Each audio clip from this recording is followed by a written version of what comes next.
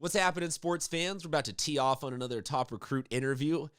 We got Liam Koeneke from Torrey Pines. He's going to be golfing at San Diego State. So if you follow the way that it goes, that golfers like Xander Schauffele have somewhat like little bit of a hard to pronounce name. There's an O in Koeneke, so that's also hard to pronounce. So he is bound to be on the PGA Tour in about 5 years. I think that's pretty scientific correlation there.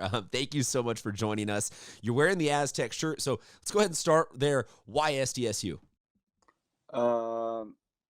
My brother went there about like 5 years ago. I think he graduated.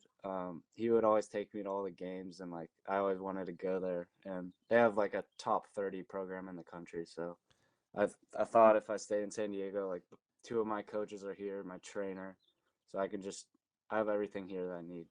So you talk about top 30. You're in a top 5 to 10 probably experience right now team-wise at Torrey Pines. So Yeah. was that just an absolute, like, you have to find a place that gives you a familiar feel? Obviously, you said that your brother going there was some sort of leaning towards San Diego State, but what finally pushed it over the edge that you're like, this is my home, this is where I want to be?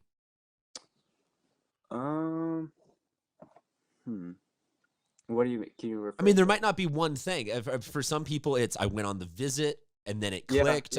For other people, it's I met all the training staff and it clicked. For you, was there one final moment, or was it just a series of things? Yeah, my junior year, I went on a visit, and compared to all the other schools, like their gyms are so nice. Like the golf course they play at, the weather's perfect for golf. Obviously, you just need sun.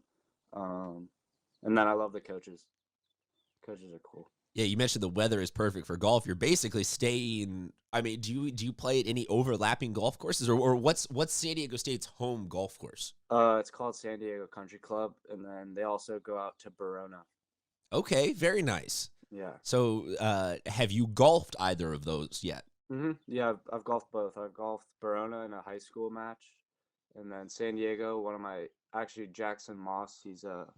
He's also committed there for my age. I've played with him a bunch out at San Diego Country Club. Okay, so you mentioned Jackson Moss. I was going to kind of get into the high school scene that you've been playing in. At Torrey Pines, you're more or less 2 teams deep that could be the Open Division champions every year. Yeah. But we've also seen, we talked to Shane French a couple of days ago from Cathedral Catholic going to SC, Jackson Moss from Point Loma. There's the kid out at Valhalla. I forget his name off the top of my head.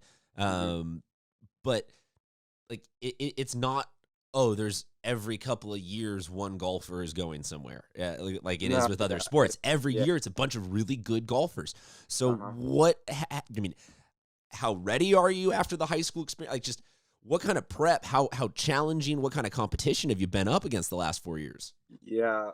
So my freshman year, I was playing against like James Song, a guy named Kai Wen. They're all the top players in junior golf when I went into high school. So like I kind of looked up to them. And then nowadays I play against like kids like Jackson Rivera, Caden, like top junior golfers in the world. So they really helped me. So you're decently ready to make that. If you're already playing against the best in the junior world, you're probably ready to make that jump. You had your senior season cut a little bit short, so everybody had it cut a little bit short. What has this experience been like for you for the last 40-something days? Honestly, it's not much different. So my course is closed. It's called Del Mar Country Club. It's closed by law, but it's privately owned, so I still can go and practice and stuff.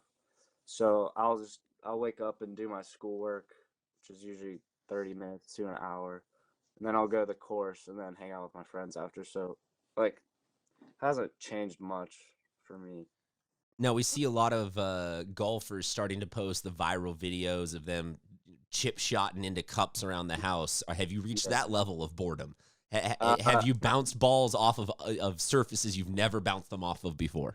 Yeah, I was putting around the house with my brother for like 2 hours the other day, but I didn't video them. So. I'm sure mom and dad were thrilled to have a whole putt course set up in the house again. Yeah, that was pretty fun. golfers, I mean, I forgive my ignorance. For me, golf is very much a weekend sport during the summer Yeah. type of thing. Hmm. But golfers have a fair amount of superstitions, yeah? Like rituals, routines, something that you got to have that certain club. For you, anything that you can share that either funny ones that you have seen or something that you do for your lucky every match? I don't keep anything in my left pocket. It just feels weird to me. And then my glove always goes in my right back pocket. Okay, so don't And keep then, anything in the left pocket, yeah. right And back then pocket. Okay. before every golf tournament, I get Starbucks. Oh, okay. What's the Starbucks order? I get a iced caramel macchiato. Very Or- nice. Yeah. Very nice. Definitely, Starbucks might be one of the most territorial things possible. Everybody is convinced that their order is the correct order. Other than a little bit of golf and some putting around the house, what have you been up to? Have you learned a new skill? I mean, are we talking to someone that now plays the guitar? Do you now cook? Like what are you doing with all your I've been playing a lot downtime? of video games. I've been playing a lot of Call of Duty. Okay. Now, Like, are you because there's a new Call of Duty out? Are you willing to share your gamer tag? Do you want all the smoke, or are you more of a Nah, casual play for? I'm not that good. Uh, But I love playing. It's called Warzone. It's like a battle royale.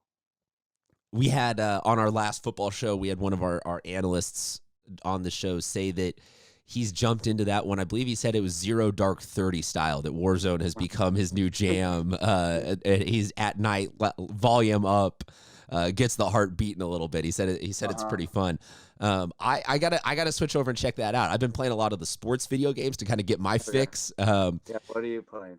I've been playing MLB The Show a ton, mostly just because those games are long and they fill up my time. Yeah. Do you play golf video games, or do those not quite scratch that itch for you? I have a game. It's called the Golf Club, but it's not that fun. Golf's kind of boring. Like, also, I play it all day, so when I come home and play video games, I don't really want to play golf. You bring up an interesting point, because a lot of the people that I've talked to have been like, hey, so are you playing like MLB The Show to keep your baseball going? And a lot of people are like, no, like I do that for the day. Yeah, when I come home, I need a break. Yeah. So yeah, I guess I don't know what I was expecting, but if you ever do end up playing that, I'll be your caddy. If you need to play a golf video game, I can stand back there at caddy with you. Yeah. What's the college golf experience like? I know that it's one of the hold on a second. Let me formulate this in my. I know it's one of the few sports where you don't necessarily have to stay for an X amount of years and then you get drafted. It's sort of you pick when you're ready to go. So what is your mindset maybe going into SDSU? Yeah, I wanna stay all 4 years and then see where I'm at after, because you kind of know after 4 years of college golf if you're good enough to go pro. So you can get a good judge by the other people you're competing against, or by the people that are making that jump. You can compare your stats to everyone. The coaches will know if you're good enough. Not good enough, like if you have the potential, obviously. Yeah. So you basically know if you're good enough or not. So if you get to the end of your senior year and you're somewhere in that zone, is it just going out and playing in different types of competition? Like, educate me on how that transition is made from amateur to pro. Yeah, so amateur, you want to play in the top tournaments for amateur golf, like USAM. If you're a junior, US Junior Am. And then when you turn pro, if you're good enough out of college, like if you had a really good college career, then they'll give you exemptions into like a couple PGA Tour events. And then from there, that's when you start your pro career. And then after those 5 or 6 exemptions, then you'll go to like the Corn Ferry Tour or the Latin Canadian Tour, which is more like your AA, single A for baseball. Oh, so even then, there's not just I did really well at SDSU, I'm in the PGA Tour now. No. I've qualified for it. So you got a couple of steps. Yeah. Okay, that's cool. I actually genuinely did not know that. That's that makes me feel. Go ahead. There's only 125 guys, I think, on the PGA Tour. So that's in the world. And that's not including who are on those other tours, those single A and double A's. They're like even bigger. Okay, I thought that it was a little bit more definitive of a jump. So you even the best of the college golfers have a potential grind to Yeah. make it up to that Yeah, next level. no one's like solidified their position for professional golf at the highest level. So winning an NCAA championship doesn't necessarily translate into anything No, directly the no, way there's it no would in other draft. sports. There's no draft or anything. You might get a good deal, like a sponsorship deal, like from Callaway, Titleist, TaylorMade, or whatever. But you're not guaranteed tournaments. Well, you mentioned the sponsorships.